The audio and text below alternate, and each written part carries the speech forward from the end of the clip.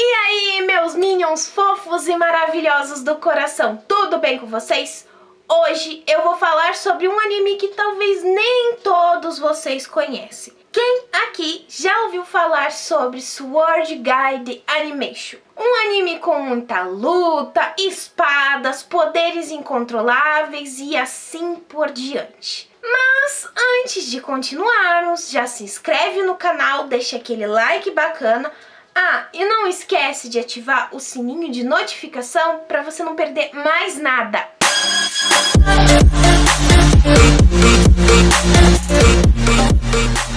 Sword Guide Animation é uma produção original da Netflix, que saiu a primeira temporada dia 23 de março de 2018.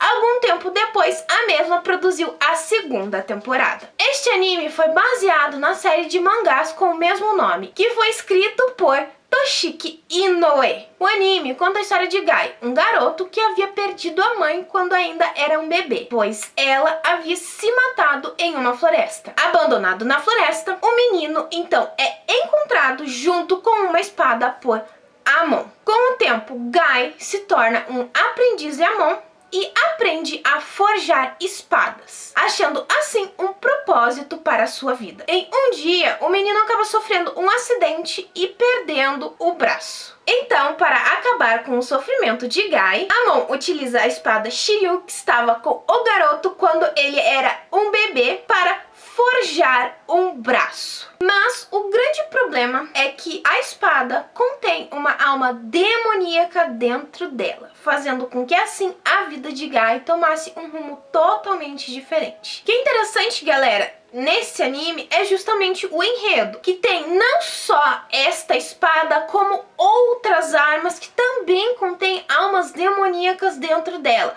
O que seriam essas almas demoníacas? No começo do anime, ele conta que as armas acabam criando alma, então elas acabam se apossando da pessoa que as controla.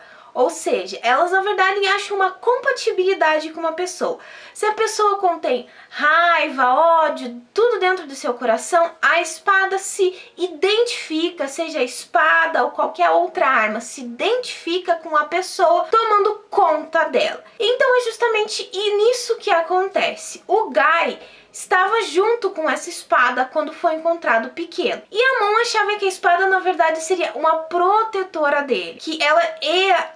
Tanto a espada quanto o Gai tinham um destino traçado, um destino juntos. Então ele acaba fazendo esse braço justamente para que o menino não sofresse mais com a perda do braço original, vamos assim dizer. Quando eu achei esse anime na Netflix, eu resolvi pesquisar para ver o que a opinião das pessoas diziam sobre o mesmo. Sinceramente, eu achei dois lados, um lado positivo e um lado negativo. Muita gente falou que Sword Guy era um anime ruim, com um gráfico péssimo e um enredo horrível, mas outras pessoas já diziam o contrário. Eu resolvi ver por conta própria. O gráfico do anime não é ruim, não é perfeito, eu acho o gráfico muito bom. Mas em relação ao enredo, não vou negar, pessoal, que ele é um tanto confuso demais. Ele não é ruim, eu acho que é um tanto confuso.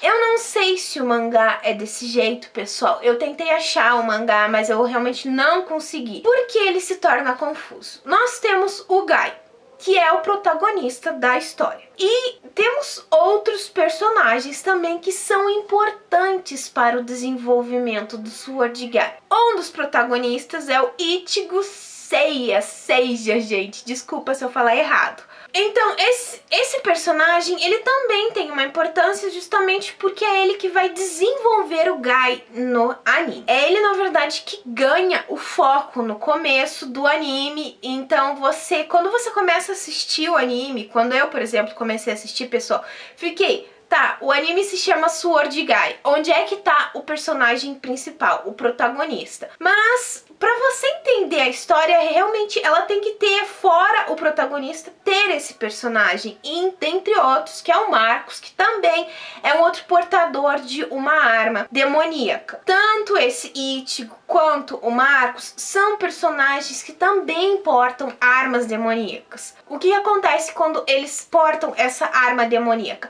Eles automaticamente se tornam crisálides, que tem a possibilidade de ter um poder maior e lutar contra os Busumas, que são as armas que ganharam corpo. Aí vocês devem estar se perguntando, tá, Nathalie, eu não entendi patavinas de nada do que você tá falando. Assim, gente, como eu disse no começo desse vídeo, as armas, elas têm almas. E para elas terem um desenvolvimento maior, elas precisam possuir um corpo humano. E elas só possuem corpos humanos que sejam compatíveis com elas.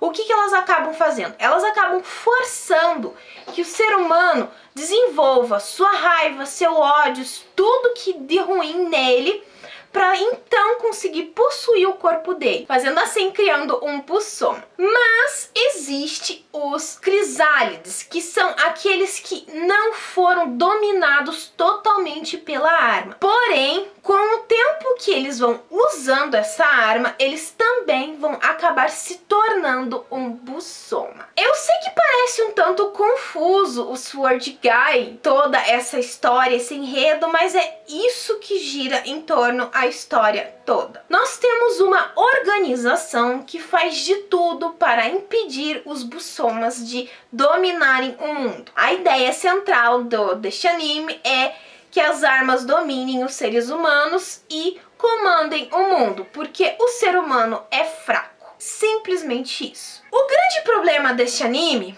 que eu entendi por que todo mundo questionou ele, falou que ele é ruim, é porque ele é muito confuso. Do começo ao fim, pessoal, Sword Guy é um anime confuso. Simplesmente isso. Por mais que você acompanhe a história, por mais que você não perca nenhum pedaço da história, ele é um tanto confuso. Por quê? Nós temos muitos personagens e um protagonista que, sinceramente, não tem foco nenhum. Às vezes acaba se tornando um personagem qualquer. Então isso é bastante decepcionante. Mas o enredo da história em si, ele é muito bacana. Ele tem um enredo forte, só que é um tanto confuso, porque eles querem ao mesmo tempo explicar o que são essas armas, explicar o que acontece se um humano utilizar elas demais e como acabar com eles. Então ela acaba se tornando um tanto confuso, porque uma hora você tá assistindo um capítulo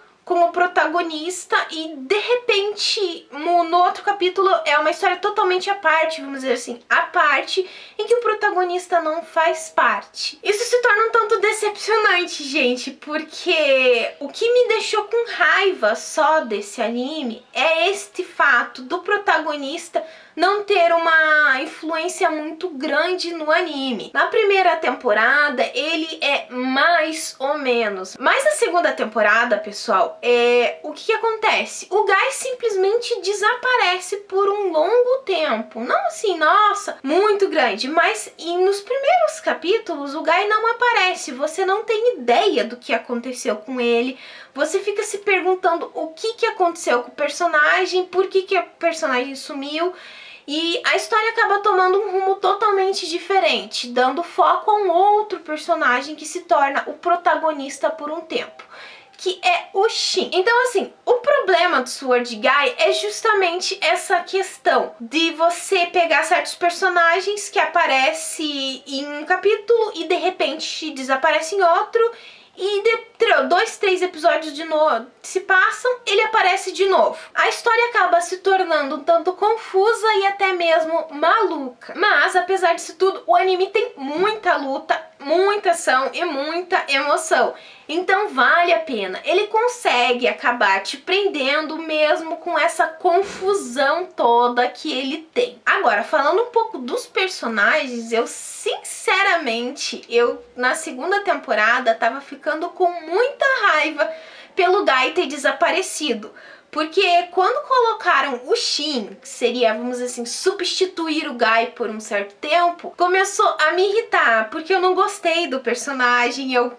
Cadê o Guy? Eu prefiro o Guy, eu quero o Guy, e o Guy é literalmente melhor do que o Shin. Então, assim, eu sinceramente fiquei com muita raiva desse personagem e fiquei extremamente feliz quando trouxeram novamente o Guy. Quando você começa a acompanhar o anime, você percebe que o Guy, ele é um personagem bastante frio, distante. Ele não quer a proximidade de ninguém, ele não quer se aproximar de ninguém, porque ele acha que literalmente a morte ou a própria escuridão estão próximos a ele. Então qualquer pessoa que se aproxima dele vai acabar morrendo. Mas, por outro lado, ele acabou ganhando muito a minha atenção, porque com o desenvolver da história, ele desperta esse poder demoníaco da arma dele e acaba sendo dominado pelo lado negro da força. Então o personagem acaba se tornando muito massa, gente. Ele consegue se tornar muito bacana mesmo. Como eu disse, ele perde o foco no começo da segunda temporada,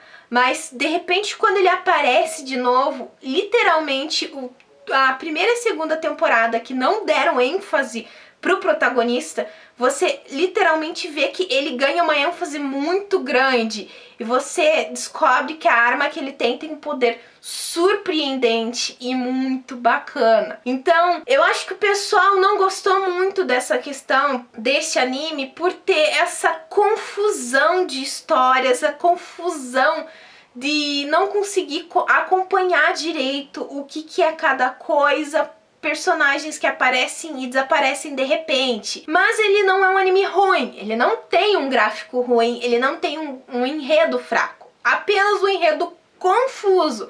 Mas vale a pena assistir, pessoal.